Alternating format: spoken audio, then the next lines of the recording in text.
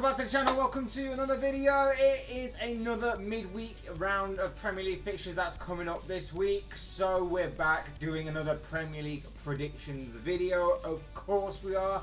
9 games coming up this week. Obviously with Arsenal's rearranged Europa League game coming up, it means that the Arsenal versus Manchester City game has been postponed, which is a shame because I imagine that the top two in the top flight division would have made for such an epic encounter this week and such an important encounter this week.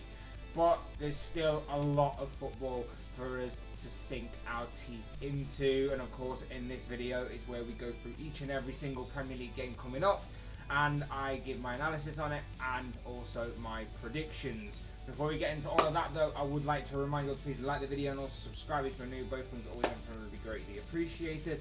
But for now, let's get into the predictions.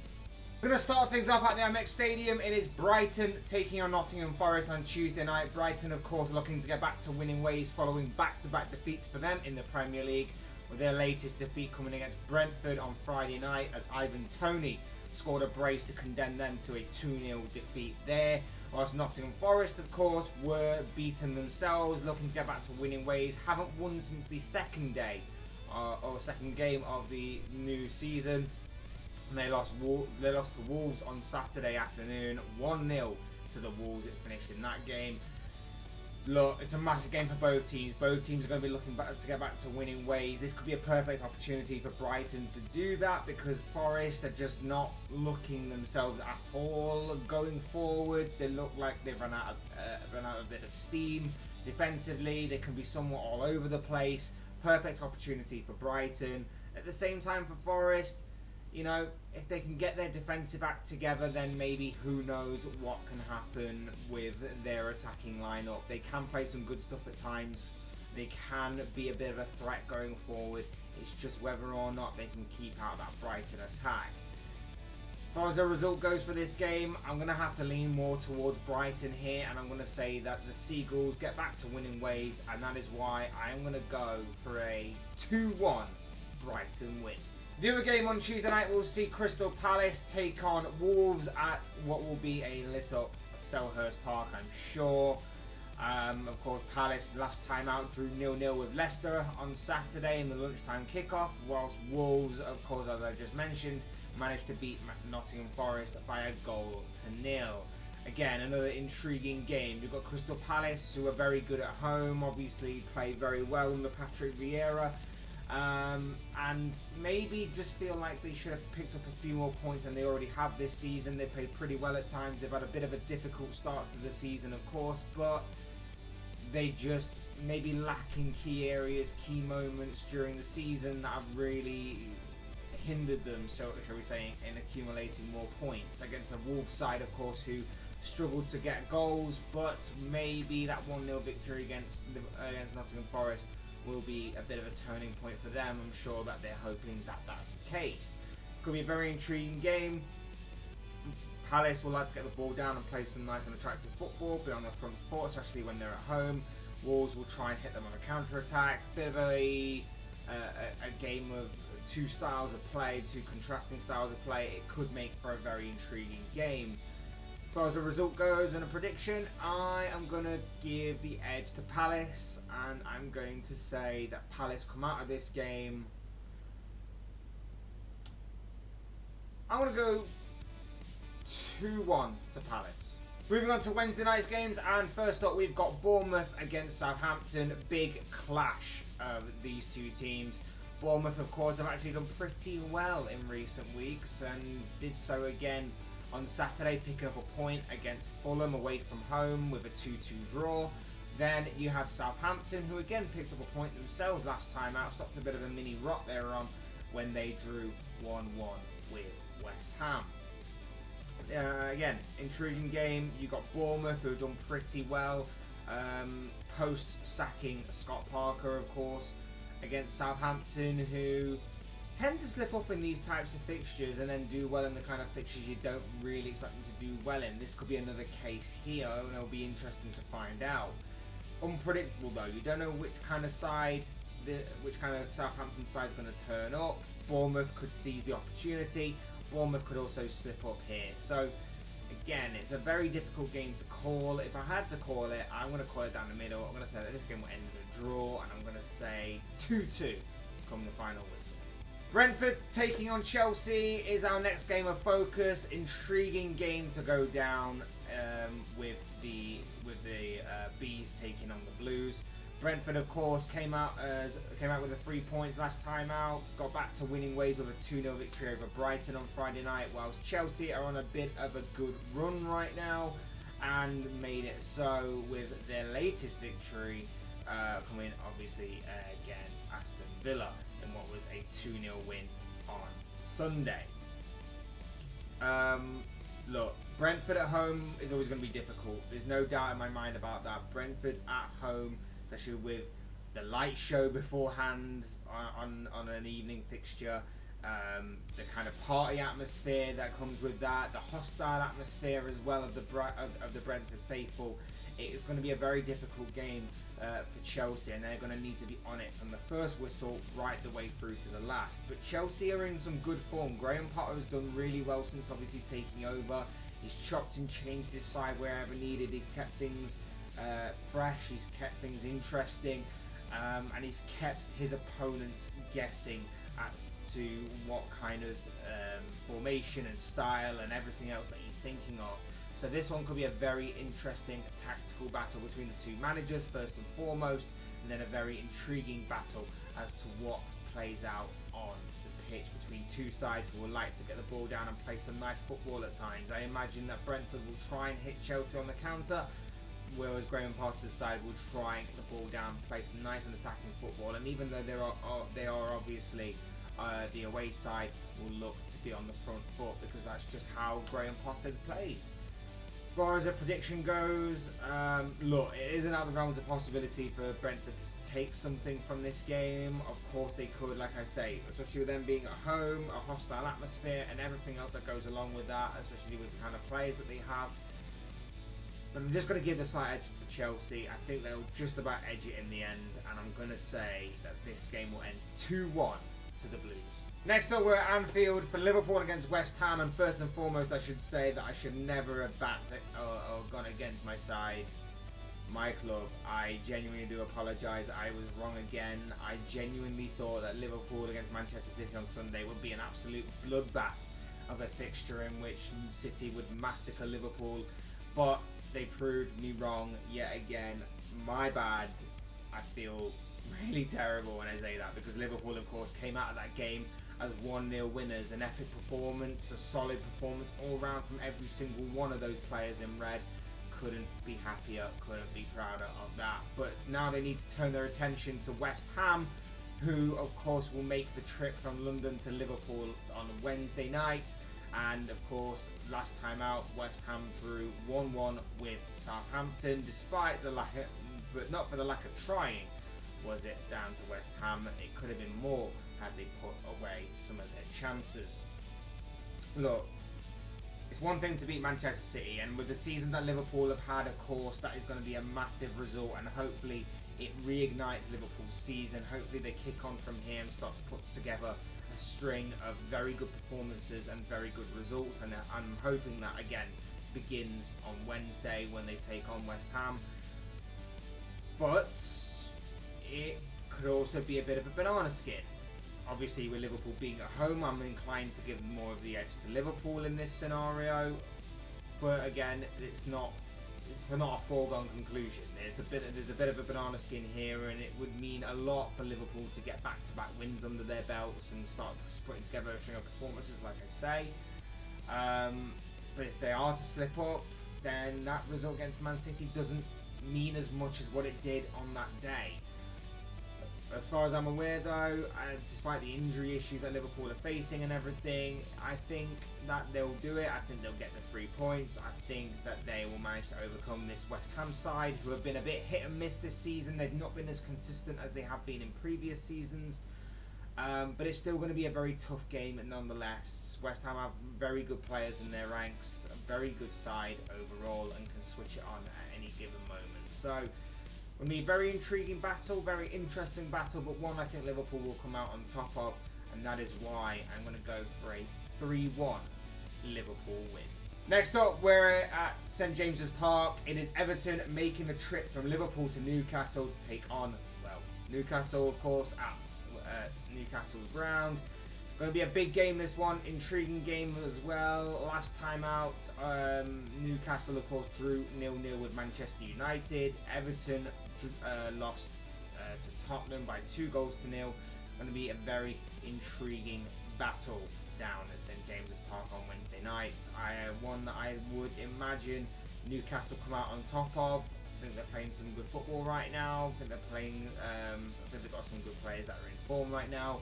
Sunday's game against Manchester United, they may have rode their luck a little bit. They may have had a bit of luck thanks to some incapable refereeing and some VAR decisions that went against Manchester United.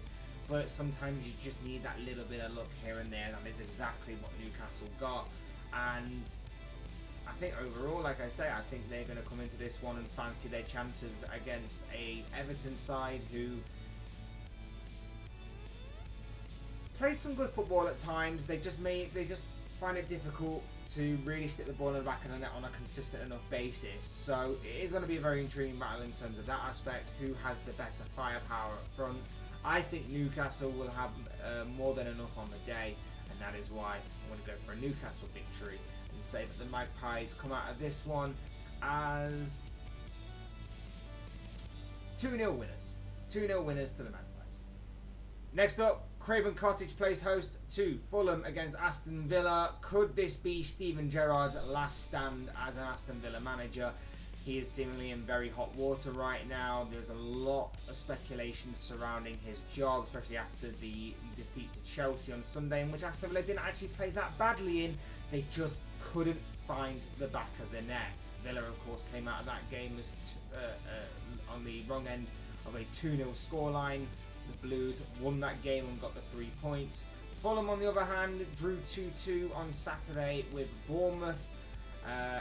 A result in which they had Alexander Mitrovic to thank for scoring a second half penalty to rescue a point for them. Look, another intriguing game. We know about Fulham. We know that they're direct, they're very physical. They can be a difficult challenge for most and the majority of teams that they've faced so far this season.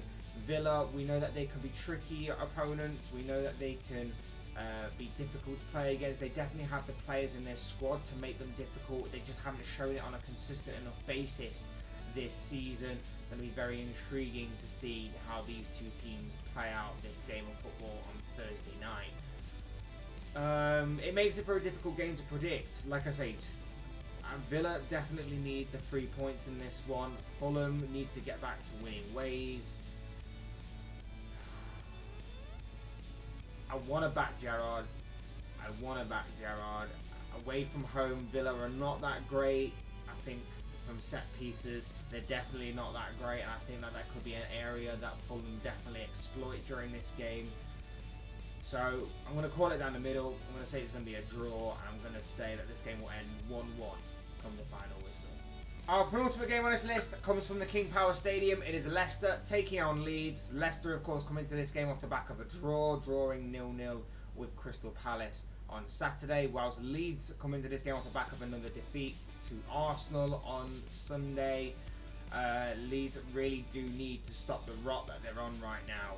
As far as this game goes, look, I think both teams will fancy their chances of taking something from this game. Both teams will probably come into this one and will, like I say, fancy their chances of stopping the rot that they're on, getting some points on the board. Leicester obviously need it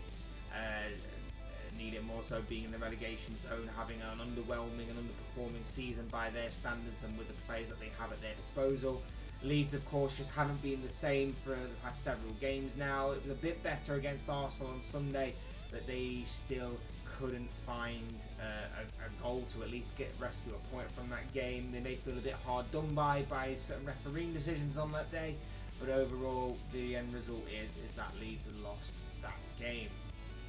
So as far as the prediction goes for this game, look, either side could go on and win it, either side could go on and nick it. I would probably edge Leicester more. I think they just have a bit more firepower up front. You know what? I'm going to go with Leicester. I was going to go for a draw, but actually I think Leicester may just get the result here. And that is why I'm going to go for a 2-1 victory in favour of the Foxes. And finally, what I believe to be the biggest game of this round of fixtures, at least now that the Arsenal versus Manchester City game has been postponed, and what I believe to be the main event of this round of upcoming Premier League fixtures. It is at Old Trafford. The setting's Old Trafford. It is Manchester United in one corner. It is Tottenham in the other corner. This one is going to be a very, very, very intriguing battle, to say the least. It is Erik ten Hag taking on Antonio Conte. It's Harry Kane against Cristiano Ronaldo. It's Marcus Rashford against Heung-min Son. Plenty of individual battles right the way across the pitch that are going to be very intriguing nonetheless. Of course, United come into this game off the back of a draw, with a 0-0 draw taking place on Sunday between them and Newcastle, and Tottenham themselves are coming into this game off the back of a victory. They obviously beat Everton by 2-0 on Saturday night. Look, like I say, this one's a very intriguing battle to me. I'm very interested to see which way round this game goes. You've got Manchester United and Tottenham both battling for a top 4 place. One can get a bit of something over the other, shall we say, in terms of that. Get 3 points over them, a big victory over them. It's going to be a very intriguing battle. Like I say, they've got individual battles right the way across the pitch. You've got a battle of the two managers. You've got Manchester United, who are constantly learning under Erik ten Hag the way that he wants to play, and it's slowly but surely taking a hold of them. And you know, in some ways, and it's not complete yet, obviously, but in certain ways and in certain aspects of United's play, they are definitely getting better under ten Hag, and obviously it will only come with time, that kind of thing, to make them to continue to see the improvement there. Whereas for Tottenham, they're a bit slower than, I'd say, the other teams in the league. They're a bit more proactive, a bit more progressive, but at the same time they have match winners, and although their style of play may be a bit boring at times and it may not be the most attractive style to watch on the eye, they have match winners in Heung-min Son and Harry Kane. So of course, that's going to have to be kept on a watchful eye on by Man United. They will obviously know that. You know, they're not stupid. They'll have done their homework, and of course, it's blatantly obvious anyway. But it's about whether United can take the chances when they fall to them, whether or not they can stop Harry Kane and Son at the other end of the pitch, and it's about whether or not Tottenham can feed the likes of Son and Kane often, and whether they can take their chances whilst at the other end stopping the likes of Rashford and Martial and Ronaldo and Fernandes. So it's going to be a very intriguing battle right the way through the pitch, right the way across the pitch. And it's a game that is difficult to call because of all that, because you don't know what kind of sides are going to turn up here, because you don't know how well both these teams are going to play, because, you know, although they're quite high up in the table, I wouldn't say either side has been completely convincing for different reasons. So it's going to be very intriguing to find out. But if I am to put my neck out on the line, either side could go on and nick it. I want to go for another draw though. I think I've got plenty of draws in this, but I'm going to go for another draw. I'm going to say that this game ends 2-2 come the final whistle. But of course, as I always say, these are just the thoughts, comments, opinions, predictions. Most of all, of course, predictions of this guy. I want to know what you guys think. What do you make of all the games that are coming up in the upcoming round of Premier League fixtures, this midweek round of fixtures that we have this week?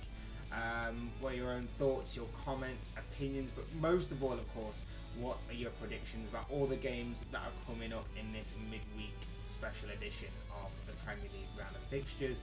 Of course, fantasy football managers as well. Who do you see having a good week? Who do you see having a bad week? Who are you putting into your squad? Who are you taking out of your squad? That could make for a very interesting reading as well. But of course, mainly leave your predictions down below in the comment section. I'm sure it'll all make for interesting reading. Otherwise, hit that like button on the way. If you enjoyed the video, subscribe if you're new. Want to see more content like this, both things are always and forever greatly appreciated. And as always, thank you all so much for watching and listening. I'm the Fletch. This has been another Fletch Talks video, and I will see you all again soon in another video.